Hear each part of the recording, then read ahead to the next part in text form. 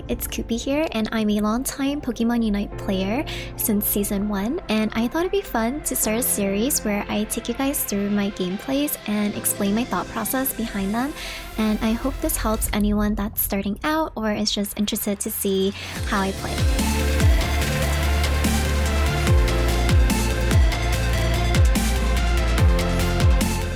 Alright, let's get started. So we start off with choosing our Pokemon for this match.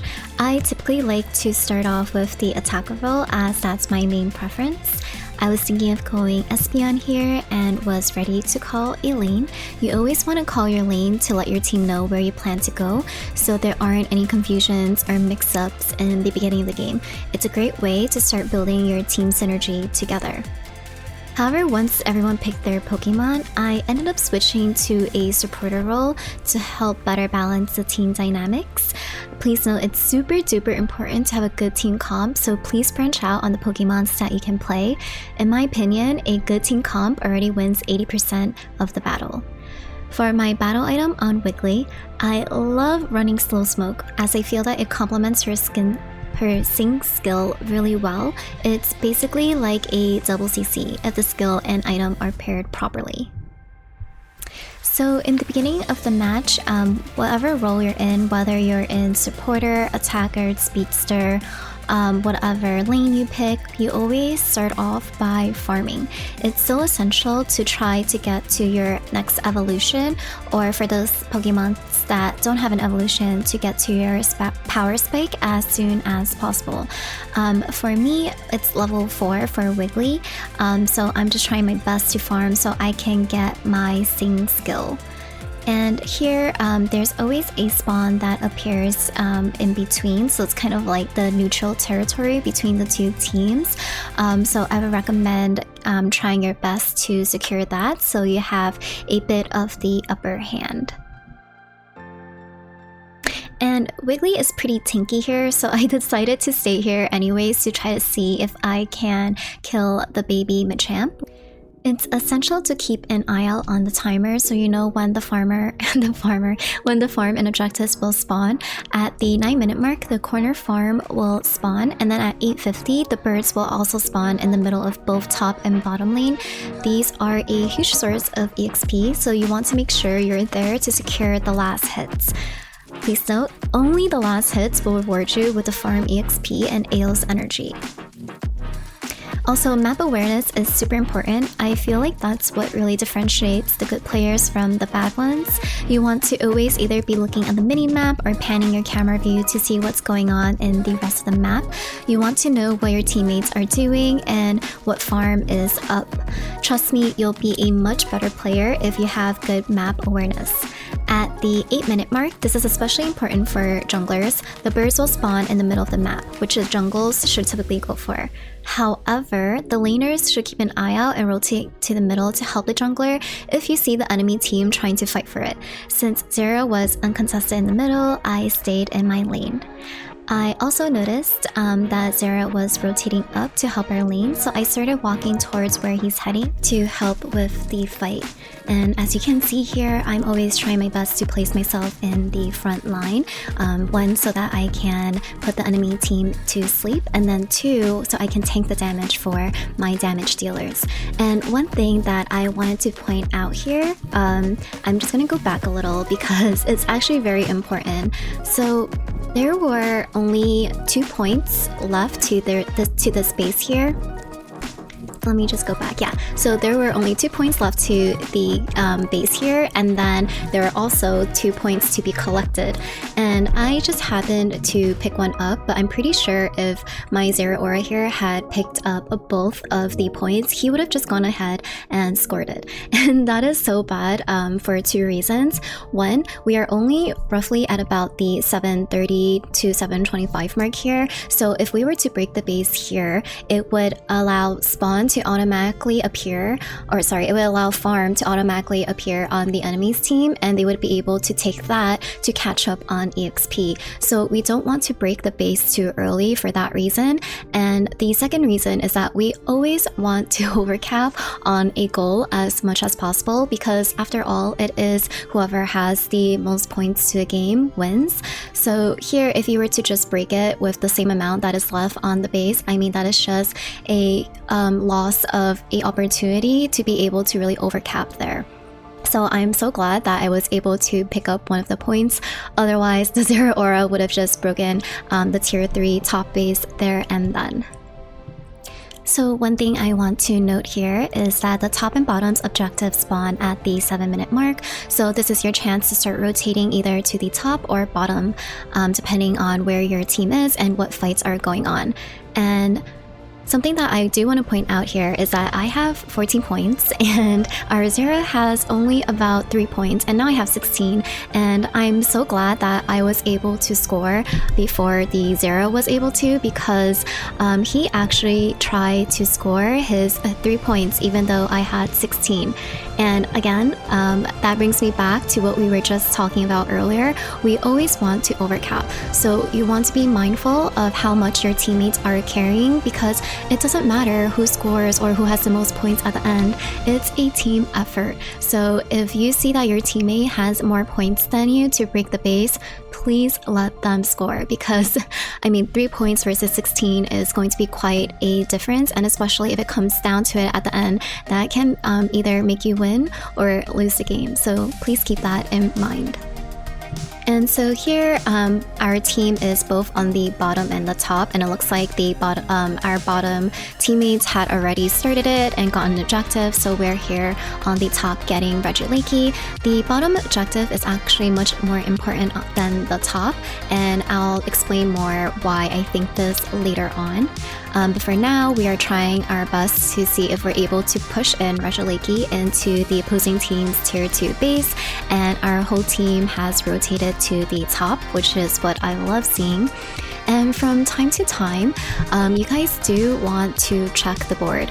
So if you guys take a look at the board that I just opened up by going into the settings, it's actually a really great way to keep track of what levels your team and the other team is at, and that'll be a very good indicator of how the game is going and whether you should really be focusing on farming or any of that. And then 2, you're able to see all the moves that your team and the other team has chosen to go with, and I think that is just so essential to knowing how to counter them, what you should expect from them. And I really like opening this board up from time to time throughout the game. And here it looks like there is a lot of farm in the jungle, which my jungler or no one else from my team is going for, and it's such a waste to let this farm just sit there, so I'm going ahead and taking the farm. Typically I wouldn't take this farm if our jungler or any of our attackers are going for it, but since no one is doing it, I am taking the liberty to take the farm here. And it looks like my team is trying to fight the enemy team on their tier 2 bottom base, which I typically don't recommend because there is a high possibility of you dying and feeding the other team, but it looks like my team was able to escape successfully. And one thing that I decided to do here, in seeing that my team was mostly on the bottom and the enemy team was most likely going to go towards them, I decided to go straight to the opposing team's home base and score the 20 points I had there. I would not recommend this if you were really close to the 2-minute mark, or if you know that a lot of the enemy team are close to their home base. Afterwards, I was able to go straight to where my team was and help them out with the fight, and I used my Unite to save the Trevenant because I do want to minimize the amount of deaths as much as possible. And here I tried to chase Comfy, but unfortunately my slap did not go far enough because I didn't want to place myself on the jump pad, but that's fine. You always want to know when to retreat, because the worst thing you can do in this game is to feed the enemy team. you always want to make sure that you're at a higher level advantage, and that will really just help you to win the game. And here our Zeraora had actually done Regieleki by himself on top, while the rest of my team is on the bottom doing the, I think it was either Regirock or, yeah, I think it's Regirock there, or Registeel. And so I decided to go after the Scyther to try to kill him and also distract him from going to the bottom objective. And then it looks like our team is kind of spread throughout the map.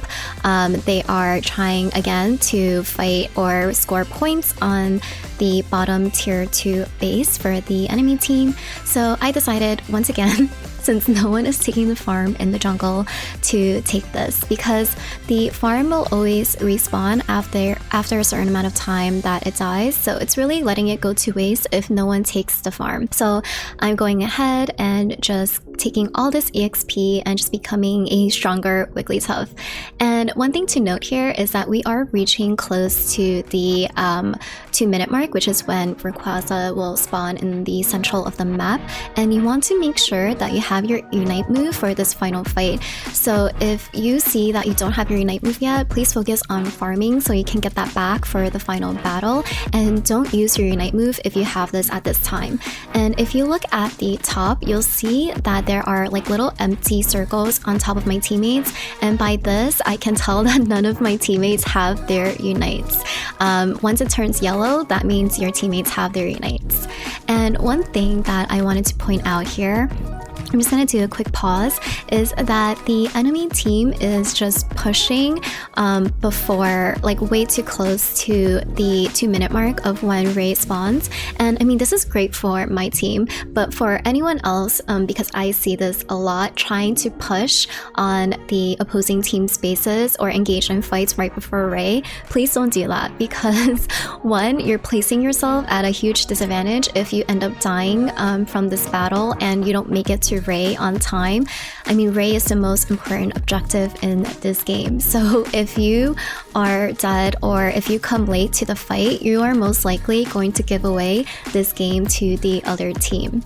So right now it's good for my team, but if I was on the other team, I would be really disappointed in my teammates for doing this. And so we are, again, just killing the enemy team. And if you look at their cooldown or their respawn timers, they are going to be late for the Ray fight. And all the enemy team is spread throughout, while my team is at least kind of together, which gives us more of the advantage. And I'm going up to Ray, and I'm trying to see if I can bait out the enemy team if they've respawned in time and are hiding in the grass. And I don't know why this Comfy decided to come by themselves, but please don't do that. If I was on the other team, I would wait for my teammates to respawn all together and then go in together. And especially as supporter, you don't want to go in by yourself. So here again, I'm always trying to place myself in the front line to, one, set up the Sing for my team, and two, to tank any damages that could potentially go to my Zeraora, Guardy, or Zacian. And here, unfortunately for us, Machamp had missed his Unite, so I'm just running away because I rather stay alive during the final fight than dying trying to kill him. So here I was thinking about going back to base, but it was a perfect opportunity for me to stun the enemy team for my team, so I ended up staying and doing so. And then once again, I was going to return back to base because I was so low life, but then I saw that we were able to kill the other team, and also we were doing Ray, so I decided to go up and help my team. And with that, we were able to successfully secure Ray and win the game. And just to go back on my comment earlier about why the bottom Reggie is more important, it's because of how strong Ray is. So once you secure Ray, you get a buff that pretty much allows you to score pretty fast, and also you get all the points at Ray. So most of the time, all 5 of the team will be able to score, and after the 2-minute mark, the points count as double. So with 50 per each teammate, you score 500 points there. So even if you were getting Regieleki in the beginning of the game and you're scoring and overcapping on those goals, but if you're behind on levels and the other team is stronger than you because they went to go get the bottom Regi, which gives you buffs and EXP, you're most likely going to lose the fight against them at Ray because they're at a higher level and they're stronger. So at that point, you're pretty much letting them kill you easily, take Ray, and then they're just able to score all the points right back that you worked so hard to get with the Regieleki. And so that's kind of why I think it's more important to go for the bottom objective always.